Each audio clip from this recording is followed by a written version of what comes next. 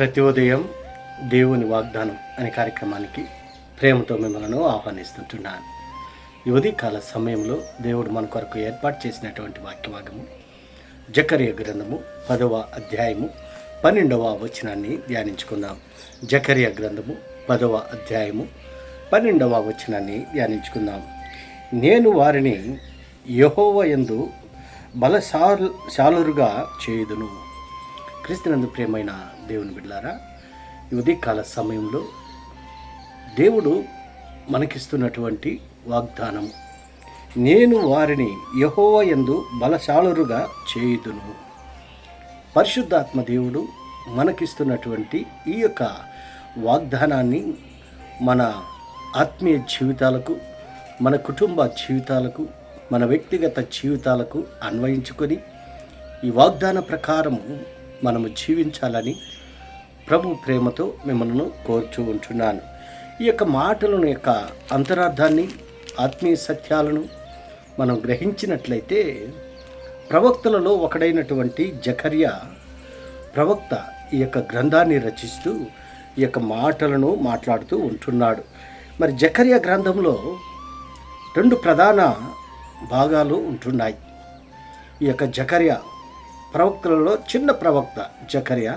ఈ జకర్యా గ్రంథంలో 2 ప్రాముఖ్యమైనటువంటి భాగాలు ఉంటున్నాయి. మొదటిది 1-8 అధ్యాయాలు క్రీస్తుకు ముందు 520వ సంవత్సరంలో మరి రచించినట్లుగా మనం చూస్తుంటున్నాము. రెండవది క్రీస్తు పూర్వము 518 మధ్యకాలంలో జకర్యా యెరూషలేము యొక్క పునరుద్ధరణ గురించి, మరి యెరూషలేమును పునర్నిర్మించే దాని గురించి, మరి దేవుని యొక్క ప్రజల పవిత్రతను గురించి దర్శనాల ద్వారా ప్రవచనాలను తెలియజేస్తూ ఉంటున్నాయి. 2 ప్రాముఖ్యమైనటువంటి అంశాలు. మరి రెండవది మనం గమనించినట్లయితే 9వ అధ్యాయం నుండి 14వ అధ్యాయాల వరకు రాబోయే రక్షకుని గురించి, అంతిమ తీర్పు గురించి వివరిస్తూ ఉంటున్నాడు. ఈ 2 భాగాలు చాలా ప్రాముఖ్యమైనటువంటిది. ఒకటి యెరూషలేము యొక్క పునర్నిర్మాణము 1-8 అధ్యాయాల్లో మనం చూడగలము. మరి 9వ అధ్యాయంలో నుండి 14వ అధ్యాయం వరకు రాబోయేటువంటి రక్షకుడు, రాబోయేటువంటి క్రీస్తుని గురించి, మరి అంతిమ తీర్పు గురించి ప్రవచిస్తూ ఉంటున్నాడు. అంత మాత్రమే కాదు, కానీ ఈ యొక్క జకర్యా గ్రంథంలో 3 ప్రాముఖ్యమైనటువంటి అంశాలను మనం చూడగలం. మొదటిది శిక్ష మరియు నిరీక్షణ గురించినటువంటి సందేశాలను మనము ఇక్కడ చూడగలం. రెండవది ఇశ్రాయేల్ యొక్క పొరుగు దేశాలపైకి తీర్పును 2వ అంశంగా మనం చూడగలం. మూడవది భావి కాలంలో క్షేమము, సమాధానాలు అనేటువంటి అంశాలను మనం ఈ యొక్క గ్రంథంలో మనం చూడగలం. క్రీస్తునందు ప్రియమైన దేవుని బిడ్డలారా, మరి ఇక్కడ ఈ యొక్క మాటల్లో మరి నేను వారిని యెహోవా యందు బలశాలుగా చేయుదును అని దేవుడు వాగ్దానం చేస్తుంటున్నాడు. యెహోవా దేవుడు జకర్యా ప్రవక్త ద్వారా తన ప్రజలైనటువంటి ఇశ్రాయేలును ఉద్దేశించి ఈ యొక్క మాటలను మాట్లాడుతుంటారు. అనగా ఇశ్రాయేల్ యొక్క ప్రజలు బలహీనులుగా ఉంటున్నారు, పడిపోయేటువంటి స్థితిలో ఉంటున్నారు.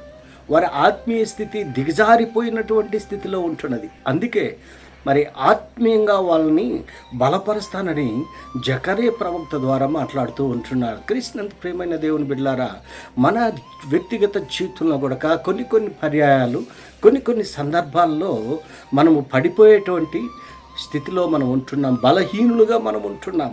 ఎలాంటి పరిస్థితి అంటే, మనకు కష్టం వచ్చినప్పుడు మనము బలహీనపడుతూ ఉంటున్నాం, ఆర్థిక ఇబ్బందులు వచ్చినప్పుడు మనం బలహీనపడుతూ ఉంటున్నాం, ఆత్మీయ సమస్యలు వచ్చినప్పుడు మనము బలహీనపడుతూ ఉంటున్నాం. సమస్యలు ఏదైనప్పటికీ, ఎలాంటి పరిస్థితులు ఎదురైనప్పటికీ దేవుడు మన పక్షమున ఉంటున్నాడు, మనతో ఉంటున్నాడు. ఆయన బలము కలిగినటువంటి దేవుడుగా ఉంటున్నాడు. బల శౌర్యములు, ఆయనకి ప్రభావములు కలిగినటువంటి దేవుడు.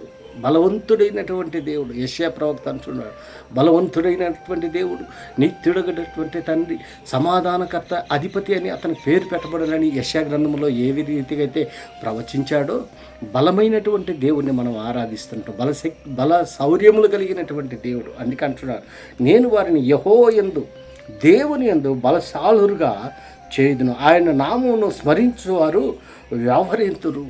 ఎప్పుడైతే దేవుని ద్వారా బలాన్ని పొందుకుంటారో అప్పుడు దేవుణ్ణి స్మరిస్తారు, దేవుణ్ణి స్తుతిస్తారు, దేవుణ్ణి ఆరాధిస్తారని దేవుడు మరి జకర్యా ప్రవక్త ద్వారా ప్రవచిస్తూ ఉంటాడు. క్రీస్తునందు ప్రియమైన దేవుని బిడ్డలారా, ఈ ఉదయకాల సమయంలో ఈ మాటలు వింటున్నటువంటి నీవు నేను బలహీనమైనటువంటి స్థితిలో మనం ఉంటున్నామేమో, పడిపోయేటువంటి స్థితిలో మనం ఉంటున్నామేమో, దిక్కుతోచనటువంటి స్థితిలో మనం ఉంటున్నామే.